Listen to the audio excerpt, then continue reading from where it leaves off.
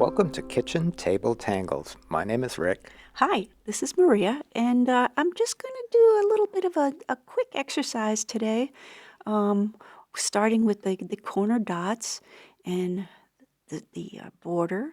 And you know that I cannot do a straight line border. So there it is.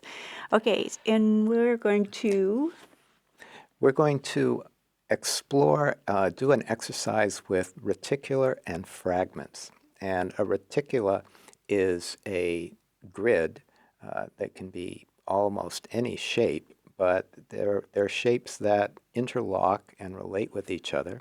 And this one, we're going to just do a very basic triangular grid and then fill each section with a small fragment and see what happens.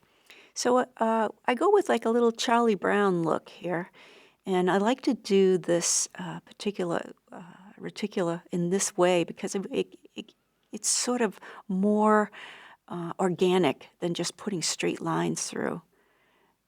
So she's mirroring each one. Yeah. And it's a little bit more, yeah, like Maria said, it's a little bit more organic and a little bit more, you know, something else going on or deliberate than just drawing lines at different angles. It has more of a hand-drawn look. Hmm.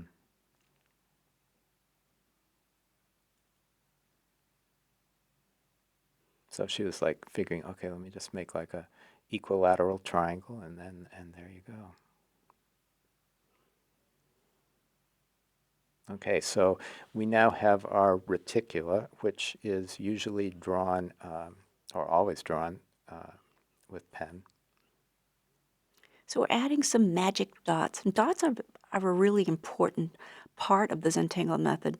We use them often, and sometimes we don't even realize we're doing it, but it's a magical uh, part, right? And those dots are pretty much in the middle, but some of them aren't quite Middle-ish. middle-ish. So now we're connecting the dot to the corners of each triangle.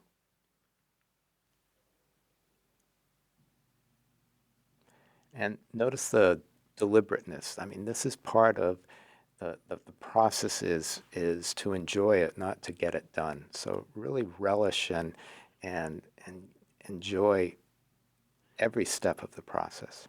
You can see the three dimensions like Hmm. screaming to get out. Some of it are popping, and even as you're drawing, you can see them moving and approaching you closer and closer. Beautiful faceting. Mm, that's a good facet word Hmm. there.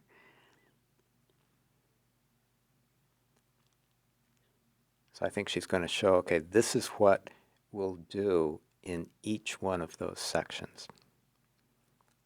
So we're sort of playing with what to call that. We're sort of thinking now it's like a tethered uh, aura, like, it's Or hooked. auras that are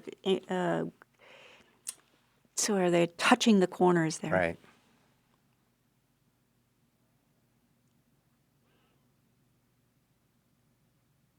And then popping that pearl that's trying to escape right in there.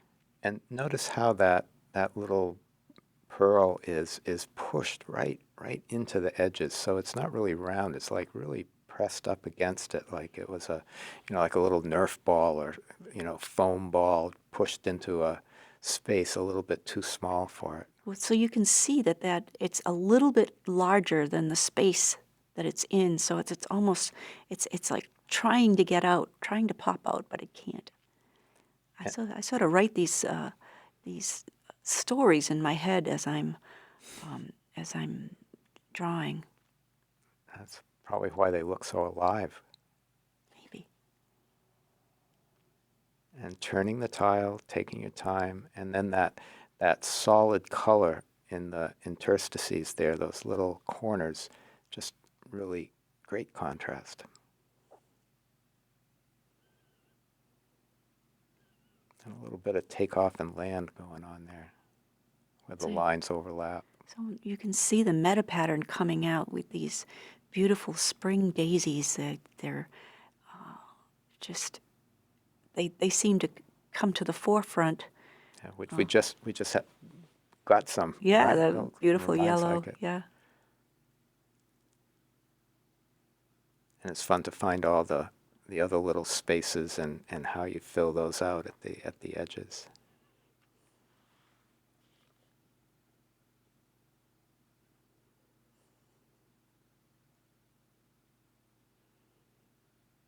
Right? And she's not, if you don't get all of it in there on the edge, it's just going off into under the border.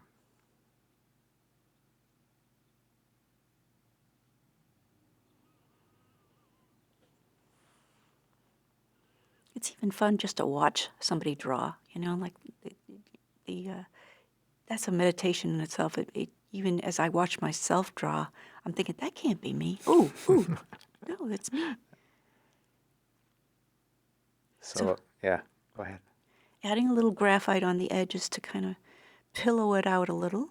It's such a simple exercise, but there was so much going on here. I didn't really think that it needed a lot in the shading department.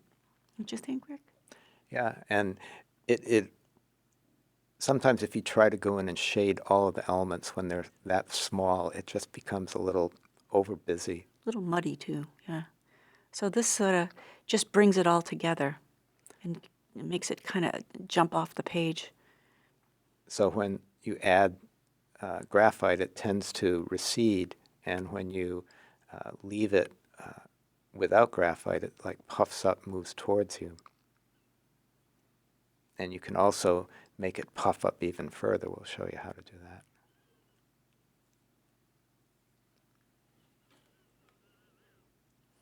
So the secret of shading is to leave some unshaded.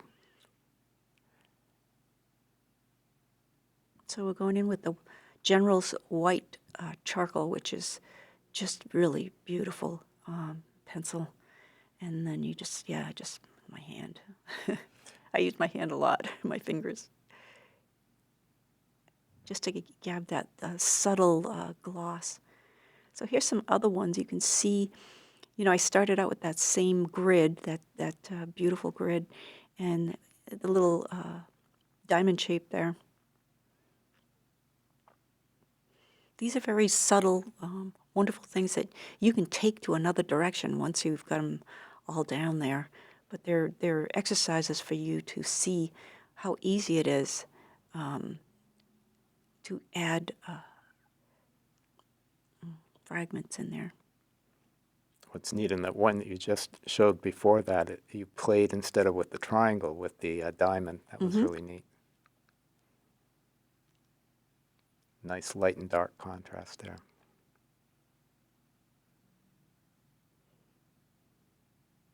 So this is doing that without coloring it in. And that it looks so different, right?